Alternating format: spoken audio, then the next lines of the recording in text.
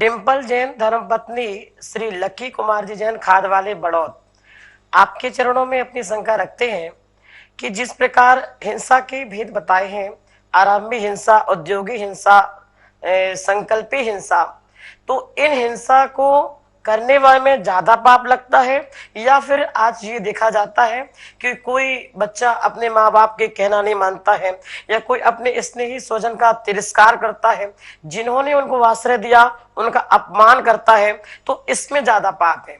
कृपया आज इस दुविधा से हमें निकालें, अपना समाधान प्रदान करें भगवान। श्रावक का जीवन जो है वह यथार्थ में कैसा जीवन होना चाहिए?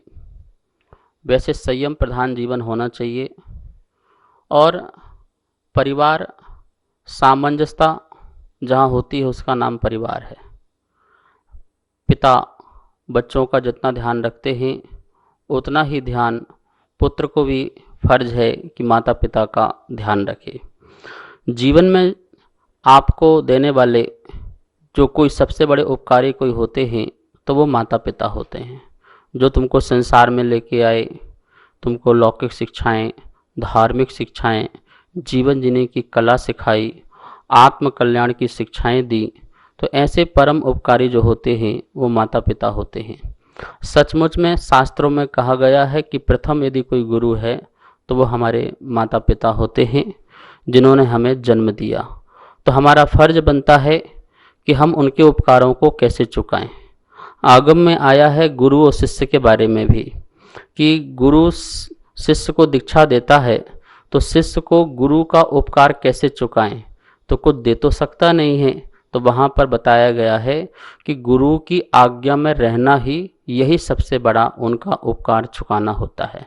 ऐसे ही पिता के उपकारों को, माता के उपकारों को पुत्र आदि चुका सकते हैं तो वो उनकी आज्ञा में रहकर ही चुका सकते हैं। यदि उनकी आज्ञा का पालन करते हैं तो वो उनके उपकार को चुका सकते हैं। कभी कभी थोड़ा सा विवेक भी लगाना पड़ता है, क्योंकि कभी कभी माता पिता लोग भी जब 3-4 पुत्र होते हैं तो उनका भी स्नेह जो है कभी कभी किसी व्यक्ति से ज़्यादा हो जाता है और उसके कारण कभी कभी उनके भी निर्णय जो होते हैं वो गलत भी हो जाते हैं, मोहवश, स्वार्थवश, अपने रागवश। तो उसमें भी अपने निर्णय को देखना चाहिए। फिर भी उनका निर्णय कुछ भी हो, माता पिता ही होते हैं।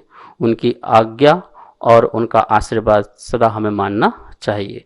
रही बात हिंसा की, आरंभी हिंसा, वो अपना अलग स्थान है और यहाँ पर माता पिता का दिल दुखाना एक अलग बात है।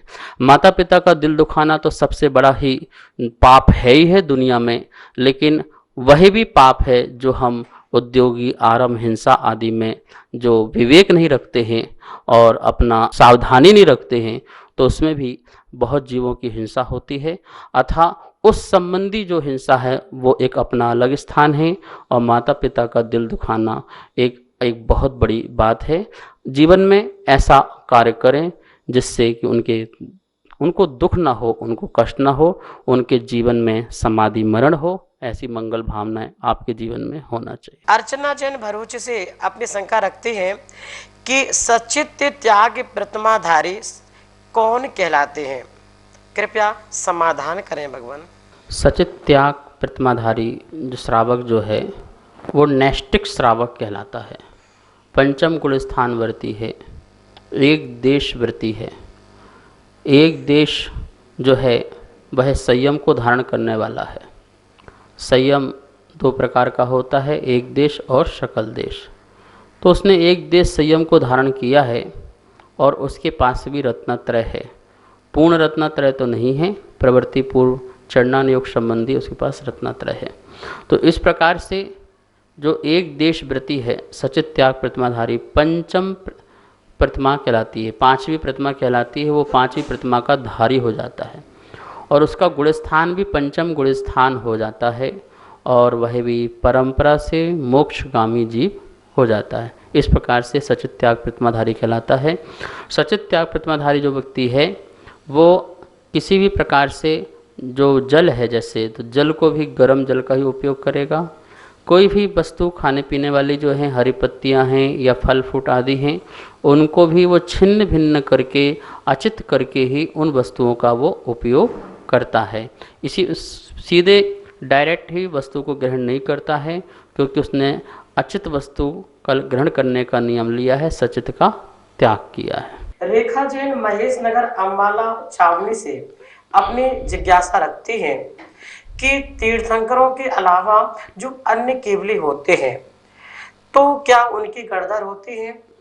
यदि उनकी गर्दन नहीं होते हैं तो फिर इस अवस्था में उनकी दिव्य ध्वनि को कौन और कैसे झेलता है? कृपया इस विषय पर अपना प्रकाश डालें भगवान। तीर्थंकर केवली और सामान्य केवली। देखिए, तीर्थंकर केवली कौन है? जो तीर्थ प्रवर्तक हैं वो तीर्थंकर केवली हैं। तो तीर्थ का प्रवर्तन कौन करेगा? जो उनकी वाणी का प्रचार प्रसार करेगा वो तीर्थ का प्रवर्तन करेगा। इसलिए वाणी का प्रचार प्रसार करने के लिए एक विशिष्ट ज्ञानी की आवश्यकता पड़ती है, जैसे अपन गणधर कहते हैं। वह गणधर जो अंतर मुहूर्त में ही भगवान की समस्त वाणी को समझ करके द्वादशांग की भाव रचना कर लेता है, ऐसा गणधर होता है। इसलिए कहते हैं कि उन गणधर का होना जरूरी है जो भगवान की वाणी का उनके काल तक पूरा तीर्थ का प्रवर्तन उनके द्वारा चलता जाए, इसलिए गणधरों की जरूरत पड़ती है। सामान्य जो केवली होते हैं उनके द्वारा तीर्थ का प्रवर्तन नहीं होता है, सिर्फ धर्म का उपदेश होता है। तो धर्म के उपदेश के लिए कोई इस प्रकार से गणधर की जरूरत नहीं है, लेकिन फिर भी वहाँ पे विशिष्ट छयोसम के धारी गण के नायक आचार उपाध्याय साधु गण होते हैं, जो विशिष्ट ज्ञान के धारी होते हैं। उनके गंधकुटी में भी मनः परय ज्ञानी होते हैं, अवधि ज्ञानी भी होते हैं, शिक्षक भी होते हैं और सामान्य जन भी होते हैं। तो केवली के समोषण में और तीर्थंकर के समोषण में, दोनों के समोषण में विशिष्ट विशिष्ट ज्ञानी होते हैं, लेकिन एक महापुण्य आत्मा जिसे गणधर कहते हैं, जिनको भगवान की वाणी का प्रचार प्रसार करने का अवसर मिलता है, वो तीर्थंकर के समोषण में ही होते हैं। सामान्य केवली के समोषण में भी हम उसे गणनायक गणधर कह सकते हैं, जो विशिष्ट ज्ञानी हैं।